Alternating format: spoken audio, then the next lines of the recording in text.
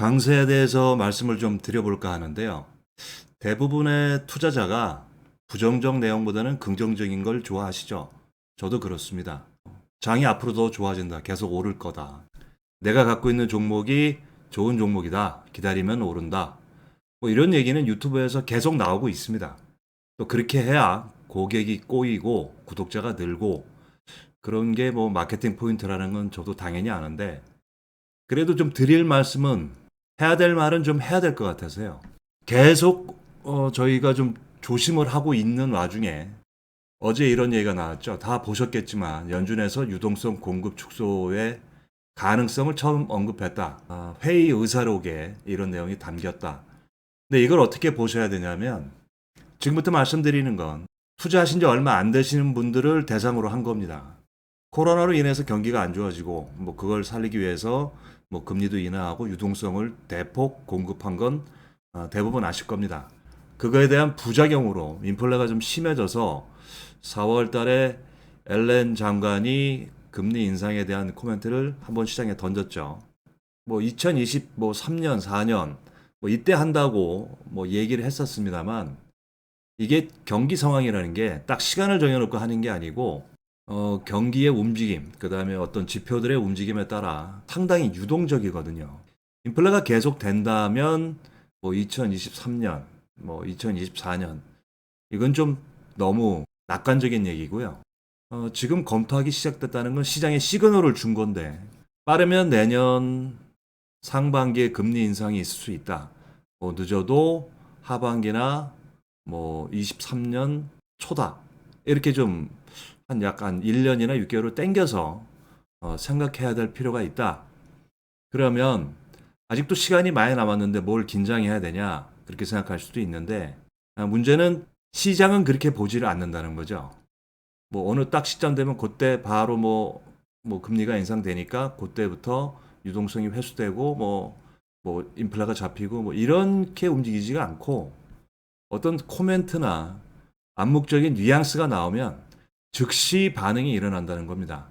원래 이 내용만 해도 어제 미국이 폭락을 했었어야 되는데, 비트코인으로 크게 하락한 상태에서 요 내용이 나오면서 추가 하락을 했다가 좀 반등을 했죠. 비트코인이 반등하면서 아마 같이 반등한 게 아닌가 이렇게 생각이 되는데요.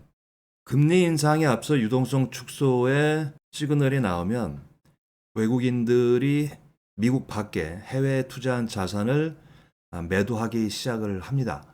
대만도 그렇고 지금 한국도 그렇고 계속 외인 매도가 지속이 되고 있죠. 오늘도 6천억을 거래소에서 팔았고요. 코스닥은 뭐 매수를 했는데, 일단 중요한 건 삼성전자나 현대차나 뭐 LG화학 뭐 여러 가지 대형주가 있겠죠. 그 대형주에서 큰 자금 빼내는 게 우선이지, 이 코스닥 같은 작은 시장에서는 자금 인출은 후순입니다. 그러니까 먼저 거래소에서 자금을 빼내오고 그 다음에 완료가 되고 나면 이제 코스닥에서 손을 대겠죠. 그런데 지금 장은 마이너스 10포인트밖에 밀리지 않았다. 뭐 동학개미의 힘이다. 이렇게 생각할 수가 있는데요. 지금부터는 고객 예탁금 추세를 굉장히 좀 주의 깊게 보셔야 됩니다.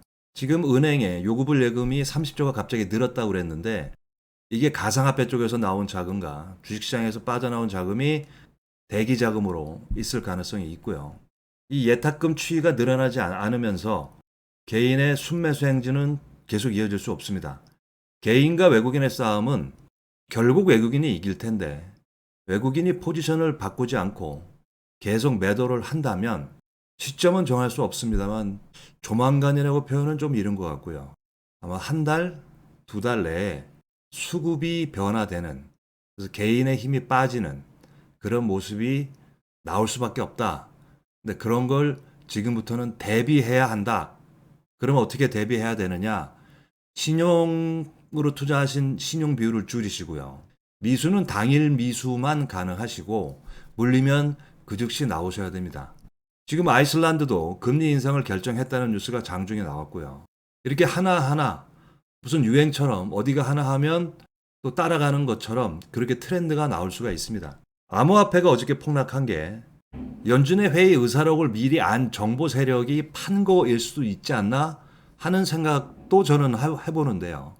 암호화폐가 가장 많이 투자가 됐고 예민한 쪽인데 급하게 밀렸다. 근데 공교롭게 연준의 회의 의사록이 유동성 축소를 시사했다. 이 부분을 이렇게 약간 뒤집어서 증시의 뒷부분을 의견을 나눠보면 지금 제가 드리는 말씀의 얘기가 많습니다. 결론을 말씀드리면 지금 초보 투자자 중에 오래 투자를 안 하신 분, 뭐 한 1년 정도 되신 분 중에 뭐 재미를 좀 보셨거나 손해가 조금 있으신 분은 중장기로 매매하는 걸 이제 그만두셔야 되지 않을까. 물론 좀 더 올라갈 수는 있습니다. 하지만 공격적으로 대출받아서 하는 비율은 절대적으로 줄여야 된다. 그러니까 유동성 축소에 대비하고 금리 인상이 시작되는데 그 시간이 길게 보면 1년 반, 짧게 보면 6개월. 뭐 이 정도다. 그러니까 대피를 준비해야 된다. 그러려면 레버리지 리스크에서 투자한 신용이나 대출이나 미수나 이런 부분은 많이 줄이셔야 된다는 얘기죠.